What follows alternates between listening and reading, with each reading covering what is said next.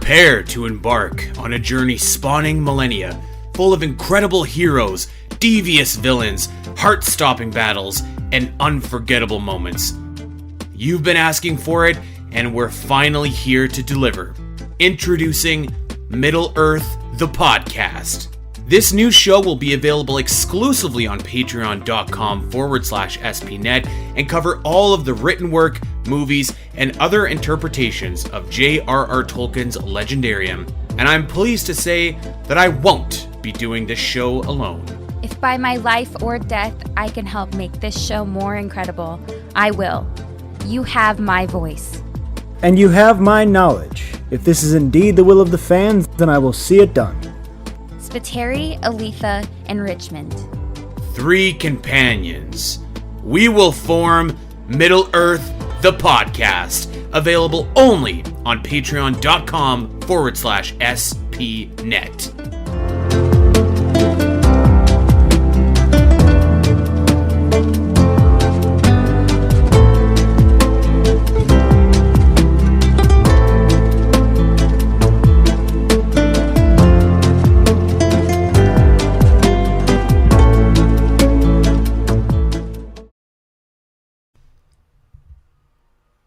Hello everybody and welcome to the Omega Metroid podcast from OmegaMetroid.com.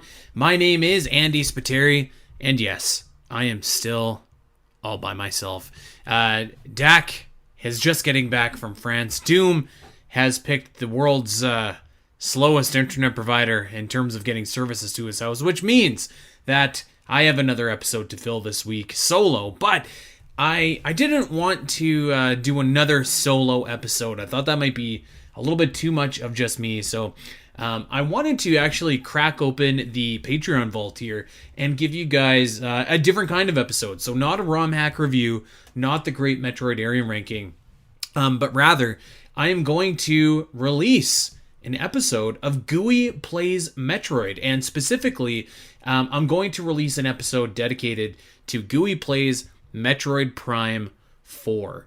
And I want to explain a little bit about the GUI Plays Metroid series here for anybody that might not know, because this is your little sneak peek into some of the other series that we have over on Patreon with GU Playing Metroid. But for anybody that doesn't know, GU is one of my best pals. We work at Zelda Dungeon together, known each other for many, many years. We've done many, many podcasts together. Of course, you can listen to him on the Omega Metroid podcast, in the Alien in Review series, and a couple guest shots here and there. We have had a podcast called Virtual Theater, which is a podcast about video game movies and the stories that shape them, where, as the name implies, we review video game movies, and that's been going on for, 7 years. That's a long time.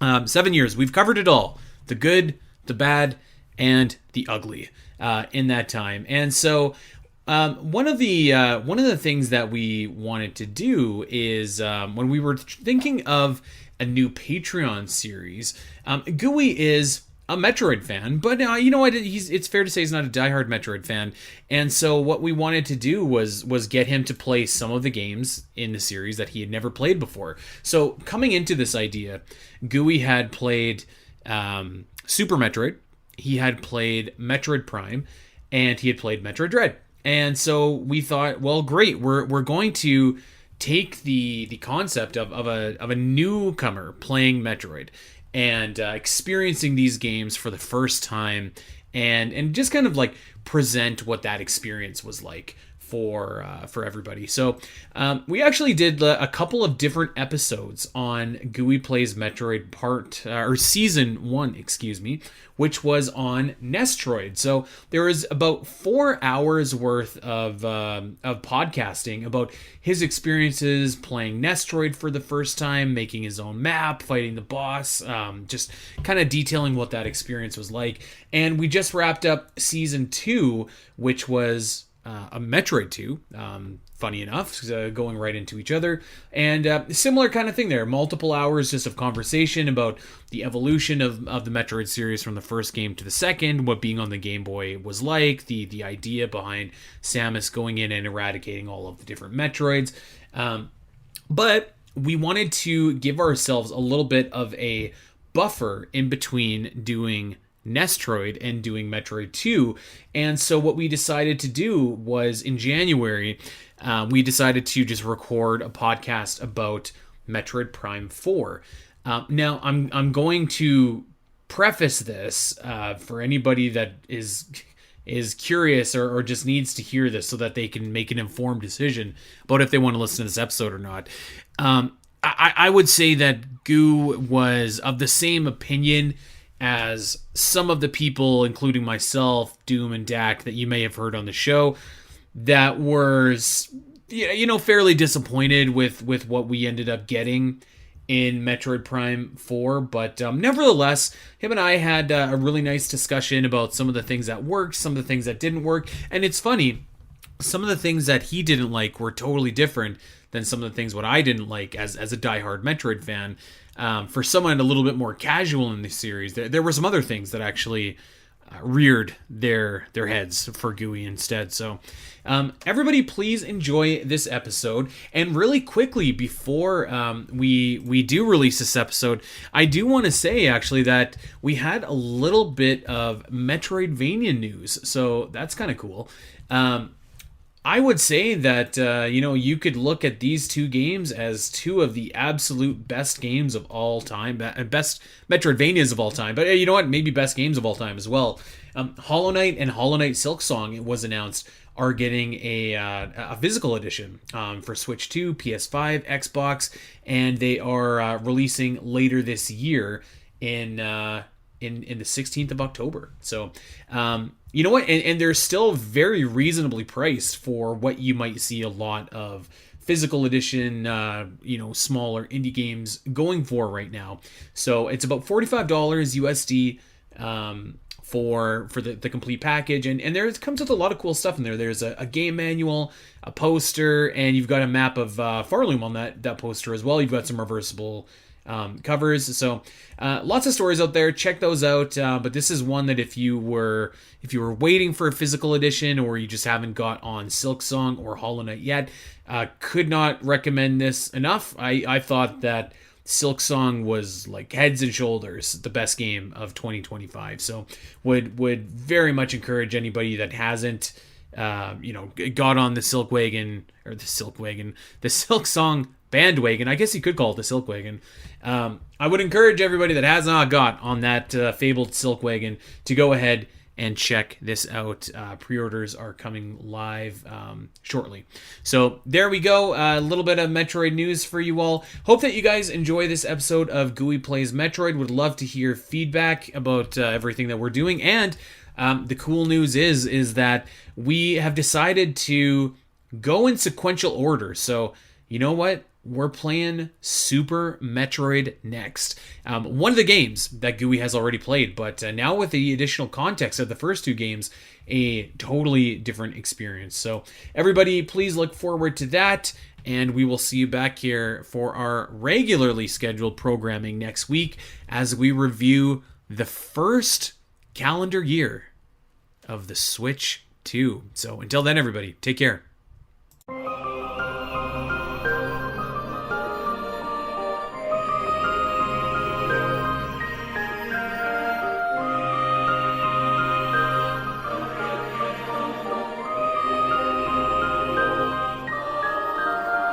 Hello, everyone, and welcome to a special episode of Gooey Plays Metroid. My name is Andy Spiteri, and I am joined by the man himself, Gooey Fame. Goo, how are you, dude? What's going on? Happy New Year.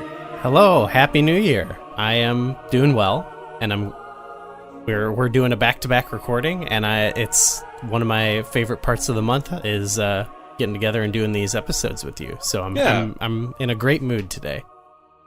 I was in a pretty good mood myself. I was gearing up for a good day, a double whammy with Goo, and then seeing Avatar. And I do have some work to do on the Metroid Prime 4 guide, but I think it's going to be done soon, which I'm very much looking forward to because I am sick of this game, if I'm being honest. Oh, no. Yeah. I wonder if we can ever force Avatar-related content into the Omega Metroid podcast. I feel like it's not too many degrees of separation away from aliens. I will actually be honest with you. I have been I have been talking about Avatar lately a lot in regards to Metroid Prime 4, which we can get into today, because I feel like I have a lot of critiques about the game, a lot of like some stuff that I definitely like for sure, but like one of my critiques was like, I think they tried to make Vuros this really cool planet like Pandora, and it is not a cool planet, dude. Like Pandora. Yeah, I don't know if this is the place to start talking about this game. You know what? let's just do it, Okay. and maybe we'll give a preamble here. So, we are going to be playing Metroid 2, and we're going to be continuing Gooey's journey on that, or I guess starting Gooey's journey on that game. But I don't know, we were just like, okay, like it's in between Metroid. We haven't started Metroid 2 yet. I just finished Metroid Prime 4. Gooey just finished Metroid Prime 4. Like, let's just talk about Metroid Prime 4. Yeah, for a little bit. Yeah. So that's what we're doing today. Okay, so Metroid 2 is coming next month. We are going to start the Metroid genocide then, but until that time, we are talking about. Yes, it's I forgot a that's game. the plot element. Yeah. Yes.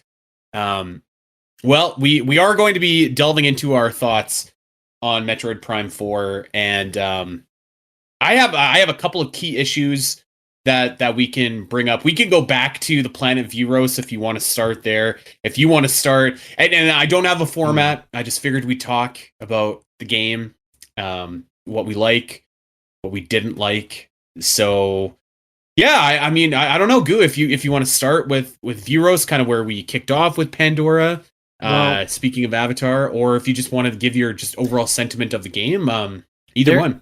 There's a greater thing we can talk about in regards to this, but since you mentioned this, it's kind of a small thing, but I was listening to the latest episode of Omega Metroid at the time of recording, and you did mention that big tree, and I had that same feeling of when I first saw this tree and I saw that first environment in the game and the music and everything. I was like, whoa, this is like Pandora, and I expected this tree to play a bigger role in the game, and or a role in the game. Yeah. And I kind of forgot about it like towards the later part of the game, because when your retreats back to Fury Green are so brief that I eventually forgot about it somehow. And now when you mentioned it this week, I was like, yeah, what the hell? I loved that tree. I wanted more of that tree.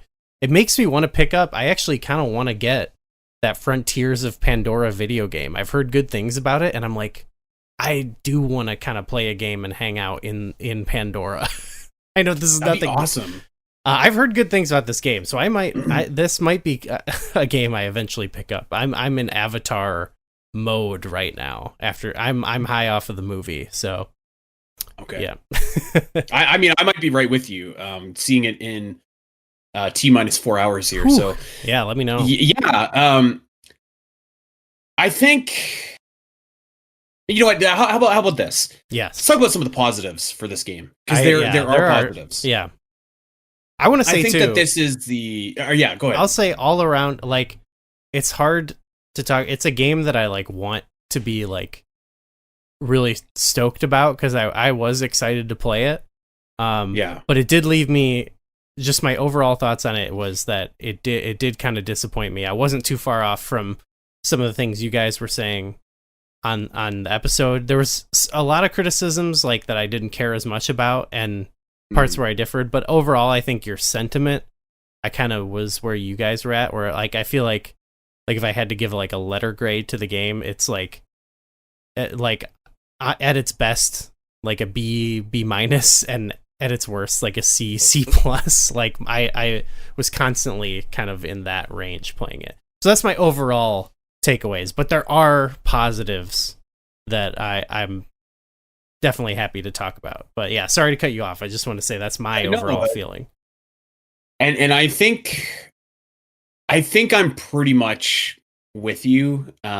There are moments in this game where I'm just like, this is awesome. I really like, I don't know, maybe we'll talk about areas and what your favorite was. Like for mine, like I really enjoyed Great Minds. I thought that was a really cool area. Volt Forge was cool.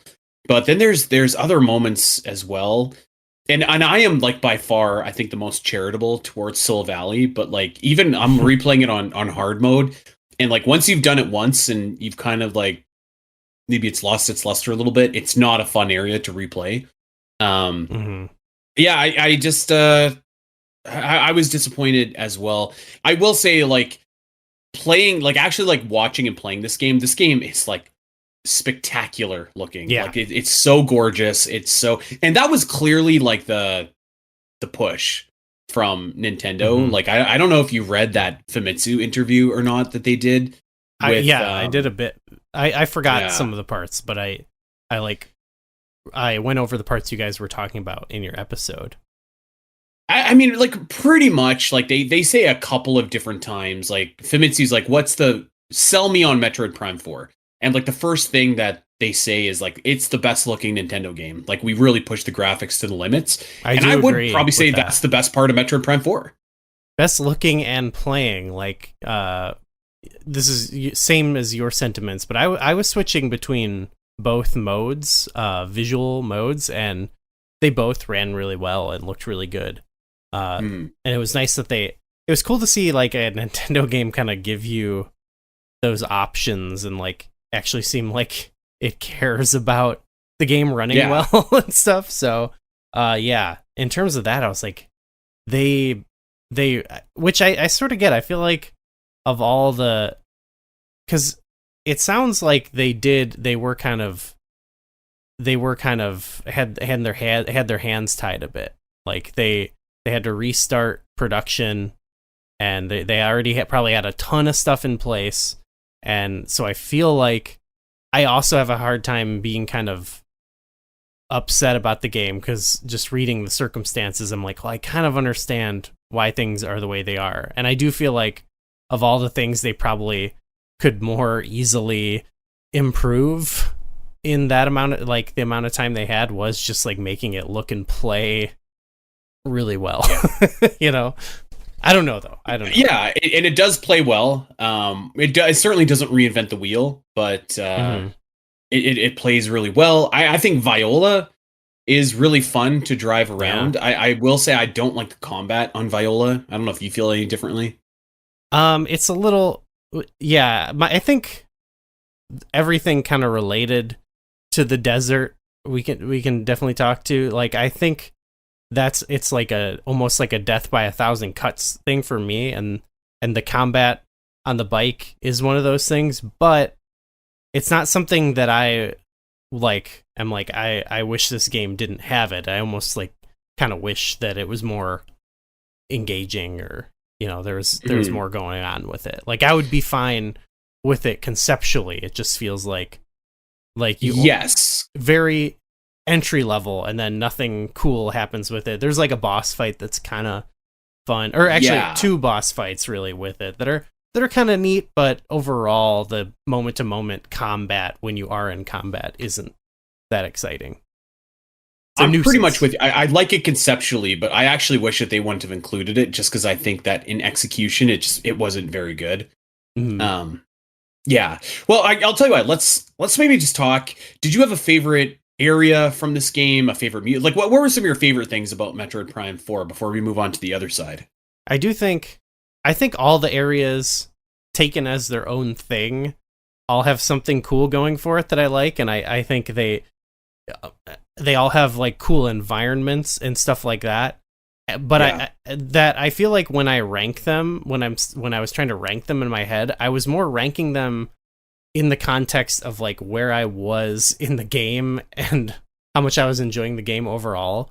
So like it was literally like in the order you go to them, but then I was like, maybe that's just because that's like how I encountered them in that order, and I was kind of like the game was rubbing off, because I do feel like I like just visually and aesthetically Fury Green the most, just like in terms of that vibe. But then also I feel like I don't spend enough time there, like in the grand scheme that's of the just game. it. Like I thought that area, it has the best music, I think, and like I like the look of it, but I was disappointed because it's so small, and I was expecting like Pandora. Yeah. Not not like this tiny little forest. And I think that's one. That's well. We can save that because that's more of a criticism. We're talking about things we like. So I'll say things we like. After that, I would say like Volt Forge, because the whole concept of it and like the idea of putting the bike together and going down and making your way down there and then turning on the power and making your way back up. That was really cool. And the Ice Belt had a similar thing too, where you're going in, turning on power, getting out. And that's when like I like both of those like on their own, but that was a moment where I started to be like, okay, I feel like a lot of these levels are you go in and then you make your way out. And that's where I started to like have a sour taste in my mouth. So I sort of do think of it as like a descending thing, but I don't know if I encountered for whatever reason the Ice Belt was before Volt Forge, would I feel differently? I'm not sure. Right. But on their own, they're both really cool, you know. So you didn't like Great Minds, hey? I really thought that was like a strong area, even though it literally is just like a linear straight shot. Yeah, it was cool. Like the kind of aesthetic of it was neat. But yeah, it was like towards the end part of the game where I was really feeling the fatigue. And yeah, not only was it the most straightforward, it was another big thing I didn't really like as much about the game were the parts where you're playing alongside the other characters, and that's like what that's built around. I feel like if I liked that more, like I would probably love that area, but that did kind of like wear on me a bit, where I'm like, I'm sick of helping you guys. I mean that's fair. That's definitely a big part of that area. Yeah. We'll come back to these guys. You know what? Really quickly, was there any companions just on like a character level that you enjoyed? I liked the what's his name, Tanabe. Yeah, Tanabe. I liked this sort of thing. He felt his interactions in the game. This is less a character thing, but like the way he's Takabe. Sorry, Takabe. Tanabe makes Metroid Prime. He's the guy who makes Metroid, who everyone has a lot of theories about. That I'm like, I don't know if we really know this guy that well. But anyway, no, I feel like that happens with any of people who make games, where people project a lot of, you know, like Sakurai hates new Kirby characters, or like that stuff I hear all the time. I'm like, you don't know anything about this guy. Anyway, that's a whole nother conversation. Takabe, yeah, like the way he's introduced, like that sniping scene was cool. I like those little interactions. Like I like the idea of like a religious character in this setting is kind of neat. I liked his little interactions. Yeah, he was probably the best. And then I don't know, like the robot was fine. I like smashing stuff with the robot.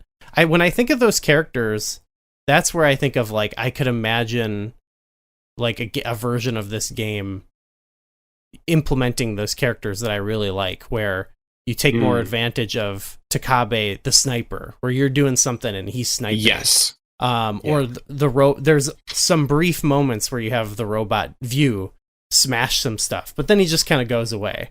And I was like, okay, maybe if there was something like that, like kind of like how in Wind Waker, there's sections where you're playing with another character and they have like a unique ability, like a command that you could give them to help you out in like combat or something like that. I agree. Yeah, I thought that like it's funny because like Metroid Prime 4 does not feel like a numbered Metroid Prime, like a core Metroid Prime title, but it feels like it could be like a pretty cool Metroid Prime Federation Force if they committed to it, you know?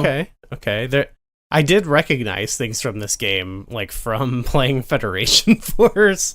I mean, yeah, like that was exciting. There's a lot to of Federation Force coded stuff. As someone who's like, I don't know a lot of the reoccurring series things because I've only played like 4 Metroid games. Like to recognize stuff from like a deep cut game, I was like, oh, this is kind of neat. I sort of feel like a fan now. That was exciting. Yeah. Okay, so I mean, companions. Yeah.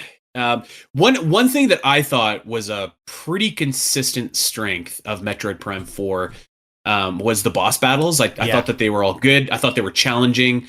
I don't think like there was one boss battle which I thought was a poor boss battle, and that's the one on Viola when you're getting the mech part. Okay. Um, I thought it was fine. I don't know. yeah, like it was fine. Not It was my fine. favorite, but Yeah. But other than that, like I really dug the Omega Griever fight. I thought that the second Silex fight was really fun. The Zelios, like the big ball in Voltforge, I thought that fight was great awesome. ball boss. I do love a ball boss, actually. I would say the boss Soft spot for the the environment is number one pro about this game, and then like general gameplay is probably number two, like in terms of how it feels. Number three is the bosses, and I think yeah, like I liked too the different control styles, like the different I did mess around a bit with mouse controls, and I thought that was awesome. I thought I played a little bit with the motion controls, like Prime 3 style, essentially, right? And that I thought was awesome. And then I was struggling a bit with the controller with like aiming at certain things. Yeah. And it was like night and day when I would be like, okay, wait, I'm just going to fight this boss with the mouse. And then it became like really fun and like not that hard. And I was like, damn, that's... I really struggled with that free aim or whatever, like when you'd lock in and like, but you have to adjust it. I had a heck of a time. I will say, so I'm playing on hard mode. And in some ways, I think hard mode has been easier because I've switched to that. I can't remember what they call it, but there's that other control option where like it's like assisted free aim or something like that. So like you lock on and you just move your joystick down. That is like way better. I have to definitely give a shout out to Game Worm, who told me about that, because I came in, I was fighting the Omega Griever, and I was like, the part where he's running and you got to shoot his legs. Maybe I'm just bad, but with the free aim thing, it was like, it was hurting my hand to do it for a long like, and I felt like it was like either I was missing or was bullet spongy or something. But I was like, I went in the chat and I was like, this almost kind of sucks. Like this boss might not be good. And then he was like, oh, try this mode. And I flipped it on and it was like that was like night and day, because I couldn't play with mouse controls at the time, which probably would have rocked. So yeah, at the end of that, I was like, oh, this is one of the top bosses in the game. I would say overall, my favorite boss is that one Silex fight where he like electrifies the floor. The second one, that was really cool. Really cool. I hated the final boss, actually. It might have been also my fatigue with the game. I said this in the chat. I was like getting so annoyed and upset that I just bumped it down to easy, and I was like, just carry me to the end, brother. Like, just let me see the credits. I thought that the dragon portion of the final boss, I thought it was like okay. It certainly, I was just like, okay, I feel like I'm charitable towards the companions more than most, but like I don't want them involved in the final boss fight, at least not in that capacity.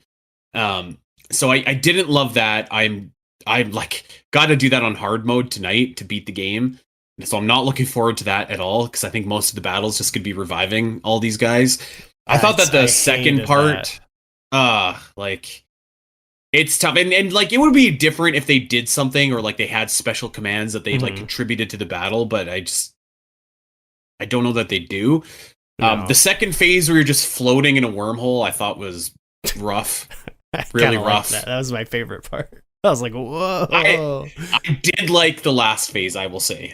Like you're fighting on Final Destination. Cool. You're in space, and like this is a deep cut, but like Silex brings back the Lockjaw, which is his like alt form from Metroid Prime Hunters. I was like, it's finally something to cheer for.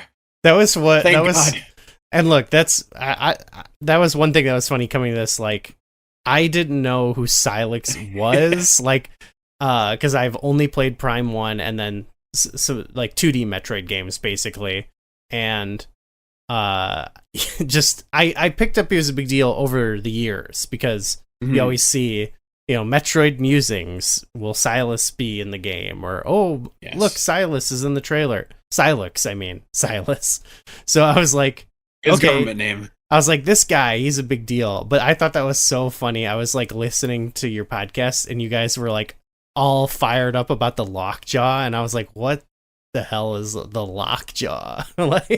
so each I'm gonna give you a bit of context. I know I'm the loser in this situation, don't get me wrong, but well no, and let me give you context and we'll revisit that. But so when Metroid Prime Hunters, that's where Silex debuts, and there's 5 other hunters, and each of them has an alt form, which is basically the morph ball. So it's the same idea where you can duck under stuff and drop bombs. So Silex's Lockjaw was his alt form, and you would lay traps instead, tripwire traps. So it was kind of cool. But beyond that appearance, nobody knows anything about Silex. Nobody. We don't know who this character really is. We don't know why they hate the Federation, and it's been teased. And at the end of Metroid Prime 3, Silex was shown in the post credits as following Samus. So your assumption is oh, that's going to be something coming up. In a secret scene in Metroid Prime Federation Force, that's when you see Silex steal these Metroid eggs. So you're oh man, Silex must be breeding Metroids. That's cool. So when you see him in the first trailer for this with the Metroids, you're wow, I can't wait for this payoff to these teases that have been, happening over the last 18 years. And they didn't even have to pay it off fully, at least tell a compelling next chapter in the story. But maybe we'll just go to the negatives now since I'm already ranting and raving, unless there's any more positives that you want to touch on. Well, the general gameplay overall was cool. I have some negatives with, actually it's not that important, but I think one positive was the control beam was cool to me. So yeah, it was better than I thought it was going to be. I'll say that. I was a little bit when I saw it. Some of the stuff that felt different than other Metroid stuff that I played, even a Viola, those type of things where it's I kind of wish there was more stuff going on like that. So I'm kind of making it a negative, but those were my positives. But yeah, Silex, if we're talking about that, because I can say, so he's not in Metroid Prime 3 other than a tease at the end? No, just a tease at the end. That's it. You see his ship and it follows Samus. Wow. Because I thought he might, because it sounds to me maybe he's actually not that big of a deal. Hunters isn't that big of a game, right? It's a spin-off. No, it's not that big of a game at all. It's just they were elevating a mid-carder. Exactly, right? They were making this guy, if you watch that first Metroid Prime 4 trailer, when Silex walks in, he's got the 2 Metroids, there's that guitar riff, you're just who is this guy? This guy looks like $1 million. And I get that, yeah. They just if you watch that trailer, you're probably man, you're probably assuming I'm gonna learn about Silex and I'm gonna learn about these Metroids. And yeah, it was funny going into it because I didn't know the degree of what his story was, if he had a lot or whatever. But we kind of talked about it with people, and most people thought and agreed you'll be able to enjoy this whether you know the story or not. So I was going into this well, I don't know who this guy is, but I assume he's a big deal. And it didn't bother me as much because I didn't have that build up or wait. Really, I just didn't really care by the end. I thought it was kind of funny. I was oh, he's really a non-entity in the game. You fight him a total nothing burger. And for me, that was not so bad. I was oh, he's just kind of a cool. A cool looking enemy boss you fight. It didn't really upset me necessarily because I don't have that much invested in him or whatever, but I'm not saying it's good or anything. It just wasn't something that bothered me. But yeah, his character wasn't that exciting. I feel he doesn't need to come back probably. I don't know. Which is really disappointing because they did the unthinkable and they made Silex not cool. Yeah. See what Silex was really cool heading into this game, and they definitely could bring Silex back and rehabilitate They him, probably but could. like, I mean, they made him look like a geek in this game. You don't learn who he is, which really upset. Not even like you don't learn who he is. Like, it's just like you just get nothing about his backstory. Yeah. Like, not even like you kind of get a tease if you get like the super secret scene, but even that is just like, I don't know if you've seen that scene, but it is nothing to I really listened to say your like, description. aha. I didn't care enough to seek it out because I personally that was the one aspect of the game and your guys' criticism where it was like I don't know if I disagreed, but it was more of like I just didn't really care about that in the game, like the story aspects of it, and it's mostly because like the games, like in the games I've played, like I can't really tell you like major plot things that happen. Like I don't think of the series as being something, people say it about Zelda too, and I kind of do too, where I don't necessarily come to it from the story. Like Metroid 1, Super, and Prime, like I like the story that is going on there. It's just not like, it's not that important. So I was more like, I wasn't like mad at the story. I was more mad that like the story elements were like coming into gameplay. Like, I think of the fire area, like once you link up with Armstrong and the Duke, like where now all of a sudden I'm like trying to explore and like find scans, and there's a guy going, no, not that way, and I'm like, like, go away, dude. So that was where I was mad at the story, where it's like I just kind of wish the story wasn't here at all. So it didn't bug me as much, or like the portrayal of Samus, like, wasn't something like in the games I've played. There isn't much to her character. I understand there are ones where she does have more character, but like that was stuff that I didn't really care about as much. So Silex being lame, yeah, he's lame, but maybe I'll care when I play Hunters. Lame. Yeah. Yeah, like that was like for sure my biggest thing with the game is just like I hate the story. I hate Samus's portrayal. I hate that what was teased in the trailers wasn't paid off. I hate that there's these Metroids that they introduced in the prologue. And for context too, like at this point in the series, there should be no Metroids or no space pirates. So this game takes place after Super Metroid, so those should be theoretically eliminated.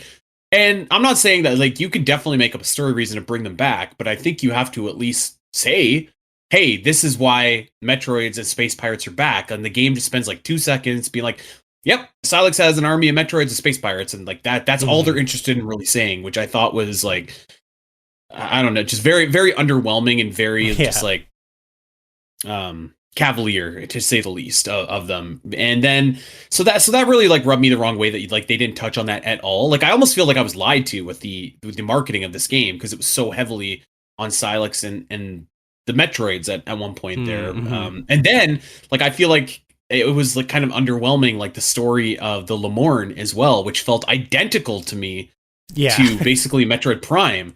And I was waiting for a twist, and they just keep playing it straight, even up to the last battle, even up till after Silex was dead. I was like, okay, something's going to happen now that we have the memory tree. And nothing. They just played totally straight. Yeah. Yeah, I would agree too. But again, in a way that it's like it had little, for me, much smaller impact on how I felt about the game. Well, and maybe like this one might be more so something that you might have a more umbrage with, I'm guessing. But like the last thing where we kind of started off was like they kept on hyping up the planet Vuros in like the trailers and stuff like that. And like this could have been any planet, anywhere, at any time. There is nothing special about this planet, like literally at all. At least not that we see in this game, Like you watch Avatar, you're like, wow, Pandora is incredible. This game, or this planet, is incredible. Yeah. You watch Dune, you're like, Arrakis is incredible. This just is not that. This is just a planet. It's got a fire area. It's got an ice area. It's got a forest. It might as well be Talon 4. Yeah. I mean, I sort of agree. I thought the areas on their own had cool vibes, though, that even if it was well-worn territory, like I would have been okay with that. But it was more of for me, like, again, the time spent in some of those areas were, like I said, like very limited. So I don't know. The fact that it was like, yeah, it's a fire area, I don't know, that didn't bother me too much. I sort of thought the environments were good enough, even if maybe there wasn't something I'm not saying it's like that puts it above anything, but it was the individual areas were okay. For me, it was more, well, maybe we can talk about the desert, because I feel like I did say it's like do it. Soul Valley, right? It's yeah. Actually, what I will say, the way those areas come across, maybe they're not the most inspired, but like so many other things in the game, I think my problems with it would be like this issue would be a nitpick if not for another thing tied to it. And it all kind of spiderwebs from Soul Valley. Soul Valley is like it's not just because, okay, it's a big, maybe kind of featureless, bland desert. Like, that's the surface level criticism, and that I kind of agree with, but I think there's more to it than that. So I'll start with, like, early on in the game, like the progression of the game. Like, I don't mind that the game is linear, but it's more of like the way that they make you travel around through the desert. Like, I hate, for example, when you first get there and they're like, now you can go to all these places, but you can only actually go to one. And while you're trying to explore around this area, that they're like, hey, go explore around, you got Miles on the horn right away going, check the map, see where to go. And I'm like, well, I'm going to one of those places. And then when I get there, he's like, actually, you need to go to this place. And I'm like, why'd you even tell me? Like, I get, like, the character doesn't know, but I'm like, why did the game even bother with this? It's almost, one thing I thought of in comparison, it's kind of the opposite of Ocarina of Time. People have compared Soul Valley to Hyrule Field, which I think is wrong for a lot of reasons. But when you first go there in the game, they tell you where you should go. They're like, the next thing is you need to go talk to the princess. But you get there, and you can go to the other places, and you can do other stuff. You can go to Kakariko Village and go to the graveyard and learn the Sun Song. You can go fishing at Lake Hylia. You can go mess around a bit, and it's not a ton, but there's things you can go. You can go to the Lost Woods and whatever. There's stuff you can do. Whereas this, it felt like the opposite, where they're presenting me like, go all these places, but every place I tried to go, you couldn't do anything, and then they would like come on the horn and be like, come on, hey, what are you doing? So that was early on. I was like, oh boy, we're in. I'm in for it, I feel like. I agree. I think so. We were talking about this a few weeks ago. I'm going to separate the art from the artist here. I thought Miles as a character was fine, but Miles as a like hint system is wretched. Like, just like, wretched. Like, there's no other way to say it. Like, I particularly at the end of the game. Hey, have you thought about those mech parts yet? When there's nothing else you could possibly be doing. Yeah. Have you went drifting into some green crystals? Check your map. Yeah. Look, I can't. That is rough. I can't separate. I love that term, to separate the art from the artist. Separate the character from his implementation. Which is, yeah, if they will fix that, him constantly bugging you, he would become he wouldn't be my favorite, but he would be one of the better NPCs, because I generally, all of them, I kind of like their character. I think they're all fine. Like, I don't have, but it was more of how they were used in the game to, like, I was listening to you guys complain about the ending of the game when you hit the A button with hesitation. As I learned, usually vast hesitation. Usually people hit the A button without hesitation, and that's crazy, So I like that the game added the hesitation. This is a thinking man's game, okay? But for me, it was like, I agree that it was like I hit the A button and it faded to black, and I was like, okay, I guess that's the end.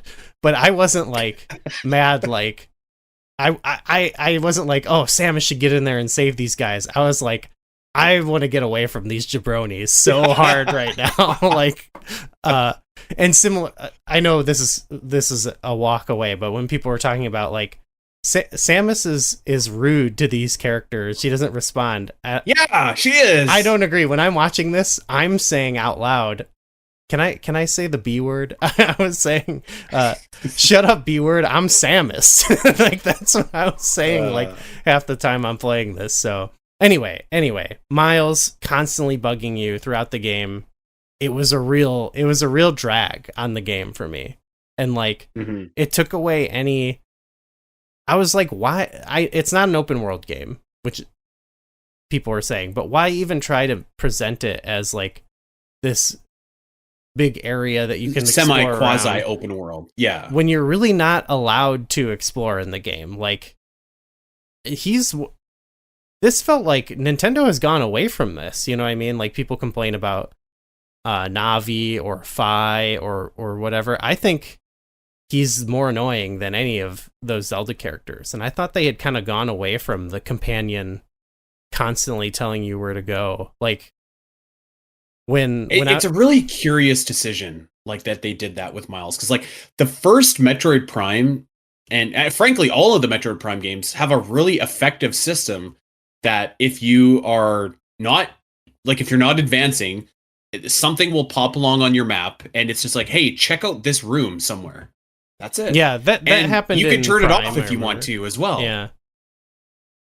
It seems like you're going backwards in this game. Like, I actually don't know if they're going to patch it out at this point, but this is exactly something I imagine that, like, if Nintendo cared or listened to feedback, they would be like, we should patch this out because this is ridiculous, or at least have an option to turn it off.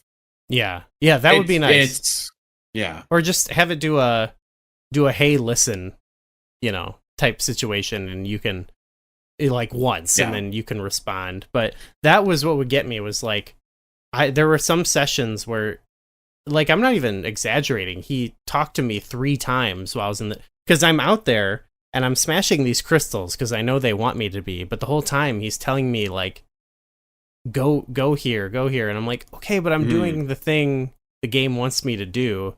And then if I have the audacity to pause and open up the map, it takes control of the map, and I'm like, I'm not even trying to look at the map right now, I just accidentally, and it's like, I hate that so much. So much. Yes. So smashing the crystals got old, I will say. But again, it's one of those death by 1,000 cuts. On its own, it would be okay, but because it was such a feature and you have him yelling at you the whole time, it makes it even worse. And I wanted more. I actually thought the bike, it would have been cool to see more of the bike and used in more of the environments. I agree. I think that would have been awesome too, if they go through all the trouble of having that epic sequence where you get your driver's license, and I'm like, why they didn't implement this type of stuff anywhere else, So that, I think that could have made not just the desert Soul Valley more exciting, but other areas. If there was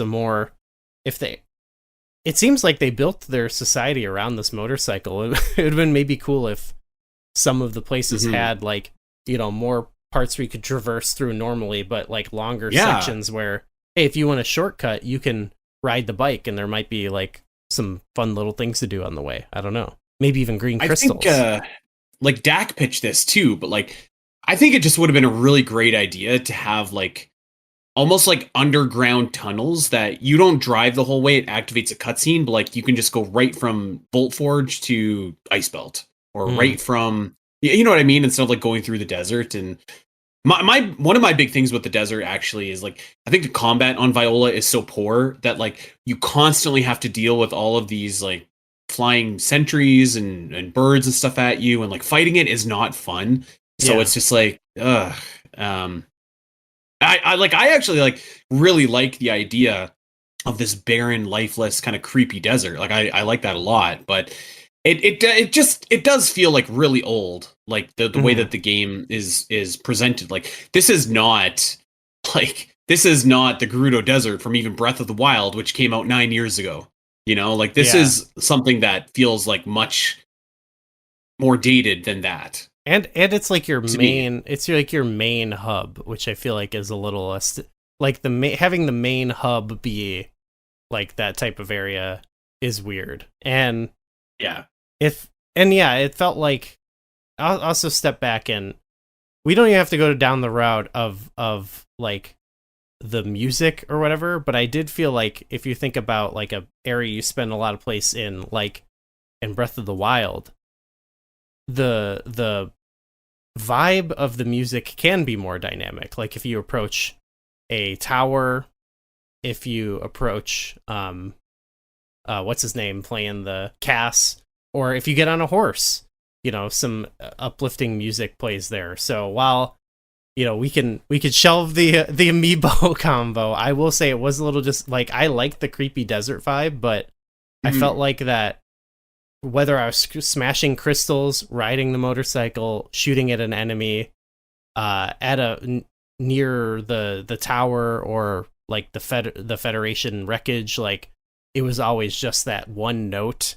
And because the desert didn't have a lot of variation in environments, it just felt so stale, you know, like it felt like, oh, this is like weirdly, it was like disproportionately underwhelming compared to the other areas, I guess, in terms of the vibe. That's fair. Like I said, like I like the vibe of the desert for the most part when that music is playing. I wish for a little bit more dynamic like setting in the desert. Like I think like it's weird that there's no like light and day cycle. It's or night and day cycle. Ocarina of Time had that. Come on. Yeah, I mean, like honestly, like it is. I don't know. Like there's certainly some positives about the desert, but I feel like the game in general was like 1 foot into open world, 1 foot outside of open world, and like I really don't think that there's any problem doing a Metroid open world game. Like you could totally mesh those two elements together and make it work, but like you have to commit to one or the other. Kind of like with the, you know, with the characterization of Samus, or the character, like the way that these squad members work, like it feels like they went halfway with a lot of things. Which I guess like for me too, I don't know if you feel this way. Like it is hard not to subliminally compare this to Breath of the Wild because it was like a similar weight. It was like a similar kind of development where it wasn't like, it was kind of messy. And I guess like I always took for granted how much everything went right for Breath of the Wild. Like in most games that have like a long development time usually end up like this. So I don't know, but I feel like that was there for me. And it's a tentpole series. Like Metroid isn't like it's low on their priorities. It's not like it's never been like a big series for them. So in some ways, I'm like, I think of how positive I feel about it is that it's like, well, they committed to the game and they got it out and they made a salad out of something. So, you know, I would like, they did. Like a lot of the things that I complain about, I'm like, well, you know, I think the only other way this practically would have been fixed is they spent way more time developing this than would be like it's probably wasn't realistic for. I feel like same thing with like maybe even story elements. I'm like, well, they probably like, even though they said they started from the concept of wanting to explain Silas, were the starting point? Oh, pressing A. So they said that they wanted to have that hesitation to finish the game as like the starting point, which seems like not a good. In every other interview with Nintendo, they explicitly say we are gameplay first, and so maybe that was like an idea they had, but I feel like a lot of these story elements probably like came in much later. And so I think like why it might be missing a lot of stuff in that regard might just be because they were like, we got to ship this game, you know, like we got a deadline.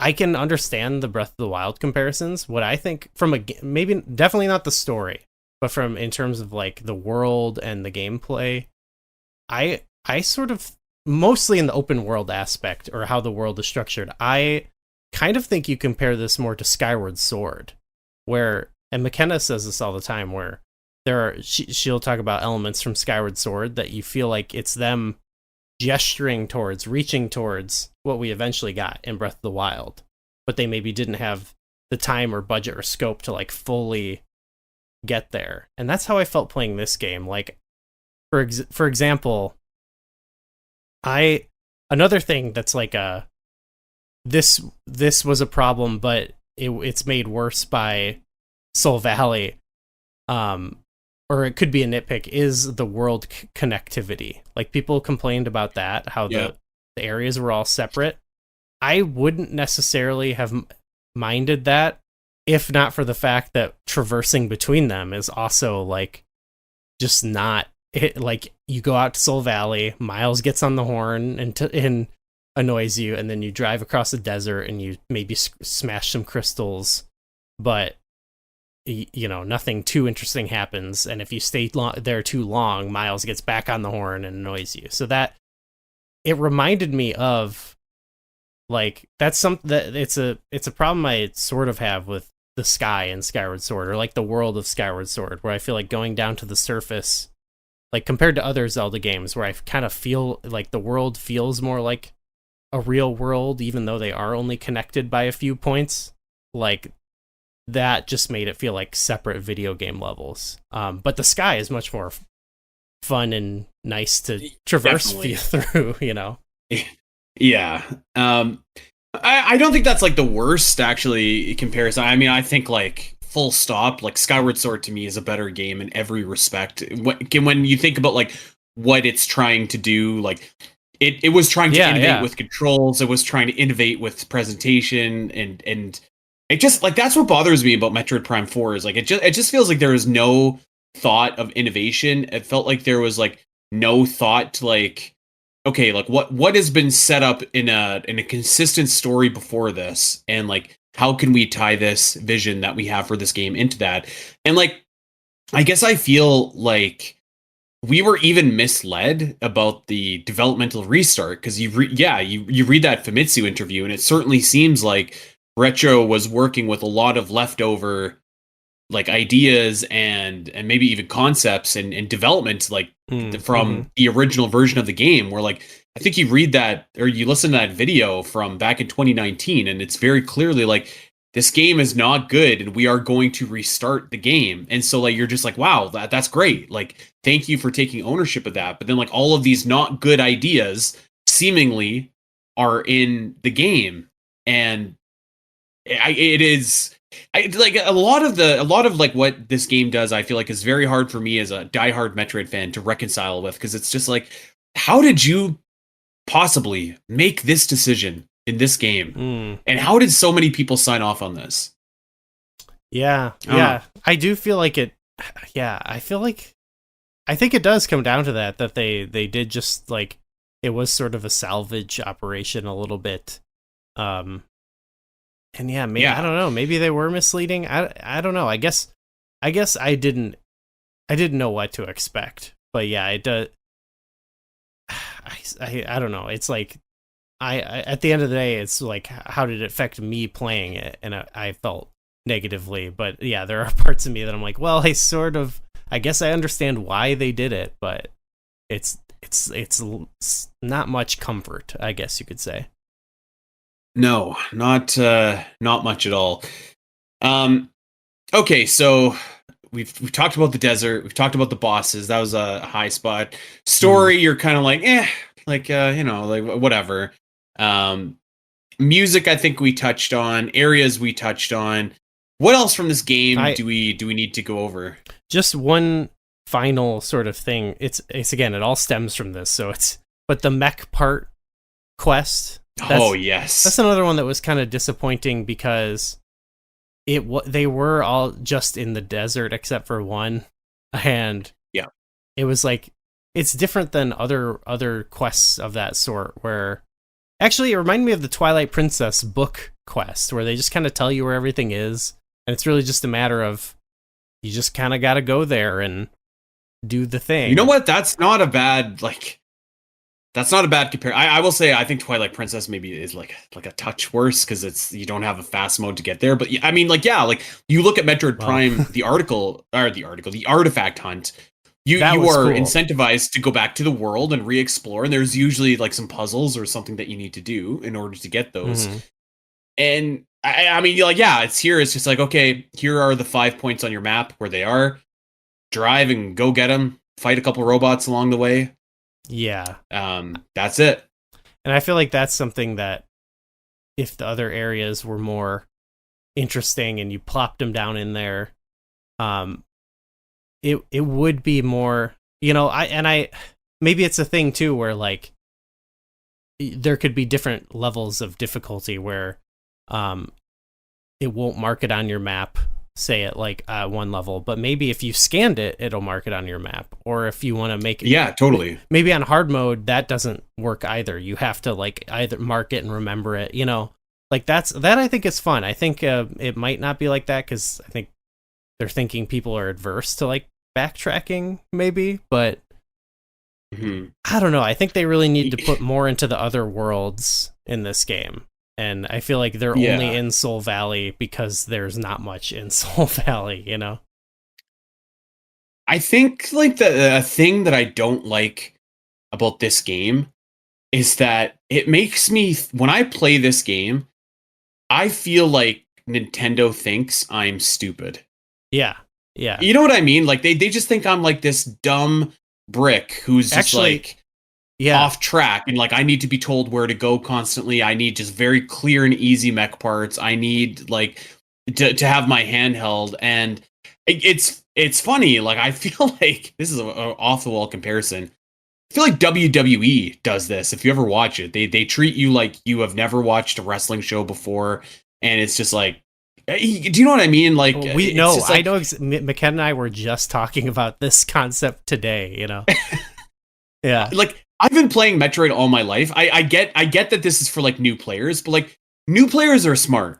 Like we talked a little while ago about Silk Song, and like one of the things that I really liked about it, that game does not treat players like they're dumb. Like you can figure out the story, you can figure out the bosses, you can learn, and it's rewarding. And this, I just like don't feel like that at all. Well, this got me going down an existential rabbit hole.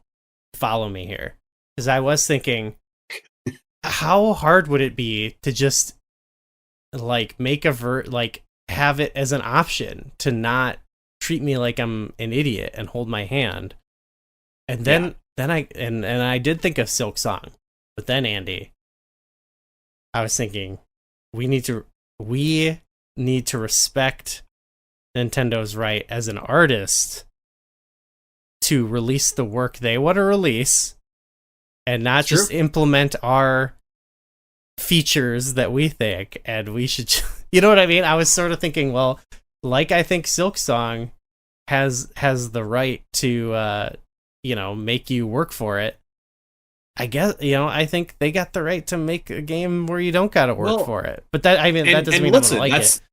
You're totally true, but that's just it. Like, I'm not saying that they should change it to suit my tastes. I'm just saying, like, I don't like it in this game because, like, I feel like I'm being treated like I am like a dumb pigeon here who doesn't know how to play. Not even like a Metroidvania. Like this is basically just like a straightforward action game. Like there's hardly any Metroidvania elements. So like, and like if that's their artistic vision, like that's great. Like Other M was their artistic vision.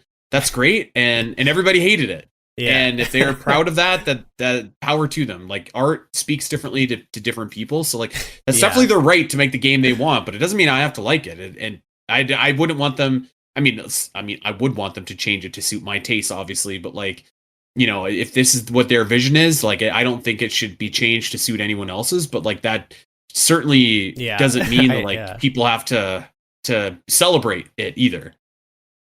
Yeah, I sort of was going down that route, but I was like, I don't even know what I'm doing here anymore.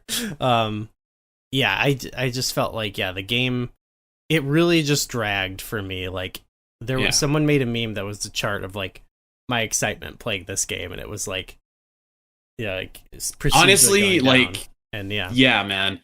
I'll tell you one thing though. This game definitely respects my time because they do not want me to get lost. They want me to know exactly what to do. This is the future that those people want. Like this is the most time respecter game ever made. So you were talking about the idea of treating you like, I think the current, this isn't my preferred method, but I think games that do it well, that it's like walking a line between what I like and what works for a new player, is a game with level design. I think of it as like the Twilight Princess level design, but I feel like Metroid Dread had this as well, where the game tricks you into feeling like you're smart, where it has this big interconnected world, but like it kind of more subtly, it's more of a linear experience, but they do a good job of like making it not feel that way.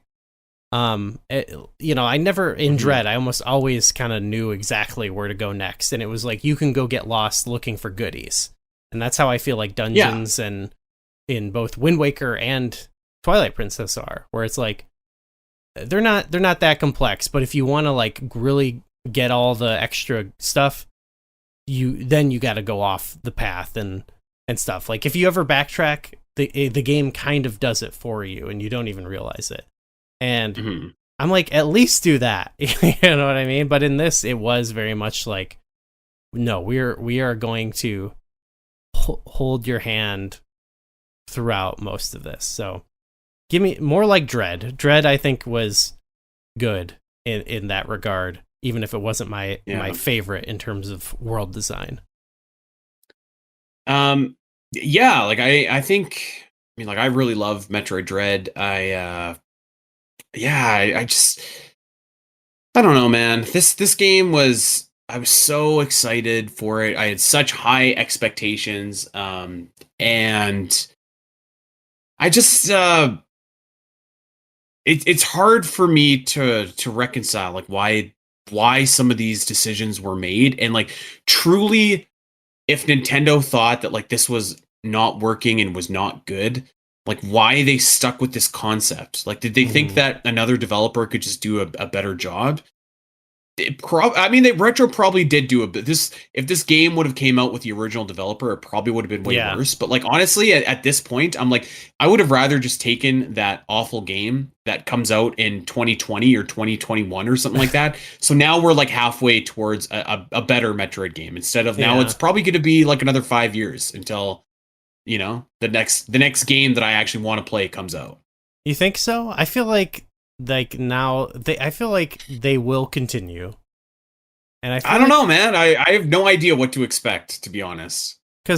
So I think it'll sting less in the future. Even my gripes will sting less because, relatively speaking, the game is fairly well received, like in terms of critical, and it does have its fans, and I think like I've heard people who say it was their favorite game just of the year, just because they really waiting and like they were just like, I'm so happy I'm playing another Metroid Dread, and you couldn't, or Metroid Prime, and you just couldn't take that away from them. And I don't know, I think I'm not saying it'll probably go down as a game with like a mixed fan reception, but I think overall it's fairly well received. I think it will still be like one of the better selling Metroid games by virtue of just being on the Switch. Yes. So, and I think they've got this beautiful looking game and that runs well, good solid engine, and they've got a team that we know are good from other things that was handed kind of a lousy deal. But I feel like they have a lot in place to like make another game sooner than later is all I'm saying. And a reason to. I think they have a reason to, based on, I think the sales will be good. Yeah, like I don't doubt that there's another Metroid Prime 5 coming, or like another Metroid Prime game. I guess like for me, I worry because like it's kind of like Starcade 1997, okay? Oh, like the highest selling pay-per-view in WCW's history, but like people bought it and were like, this sucks. Like, so part of me worries about that, where like yeah, it's getting a lot of exposure, but is it good exposure? Is it good word of mouth? And then the other part of me is just like, well, let's just say hypothetically this game sells 6 million copies, by far the most of any Metroid Prime game. Is Nintendo going to be like, this is the blueprint that we need to follow for success? Oh, I see. Well, it sounds... And I would say, I hope not. I hope that there's never another Metroid game like this. It sounds like from that interview that you mentioned, they were kind of aware of a lot of the issues people were having. And I think they were even aware before the game came out that there were issues, but they were, I think they were just trying to get something out at that point. It was sunk cost at that point, that was like, well, if we don't release it, that's probably even worse for us. Maybe they lost a little bit of goodwill because they released a average game, a stinker. Yeah, but I think at the end of the day, if the next one they do, if it's a good game, if the next Metroid Prime is a good game, even just a little bit better than this, and people hear that, people will buy it. I think because Metroid is just cool and has a history, and people like Metroid, even if it's is like the cardinal sin of this game is that they made it not cool. Yeah, Miles is not cool. Silex by the end is not cool. Samus is certainly not cool in this game. I know. I think you disagree, but I think she's terrible in this game. Vuros was not cool. I didn't like. That really is it, isn't it? It's just it's not cool. Yeah. So Viola is cool. I will say. Yeah, that's what I kind of, because I feel like they'll probably just do something more return to form for the next one. But part of me wants to be like, but I want them to kind of take some swings. And I feel like if anything, I think they're going to go the open world direction next game. I really do, and I think they should. Okay. Yeah, because to me, I feel like this might have scared them from it a little bit, but I don't know. Maybe. They did learn all the wrong lessons from Metroid Other M, so it is possible. I would kind of be okay with it, but maybe less open world, but I feel like you could maybe make... I feel like why not have something smaller than Tears of the Kingdom, but in a lot of Metroid games, you're going within the planet, so why not have something like that where there's 3 worlds on top and they're a bit more open, but they connect to more, complex underworks and stuff like that. And maybe there's a space station you could even fly up to, above. Oh, dude, I'm there. That sounds great. Smaller focus than Tears, so it's not just the depths is this big open area, but just combine. No, I think that sounds great with more, designed areas or something. I don't know.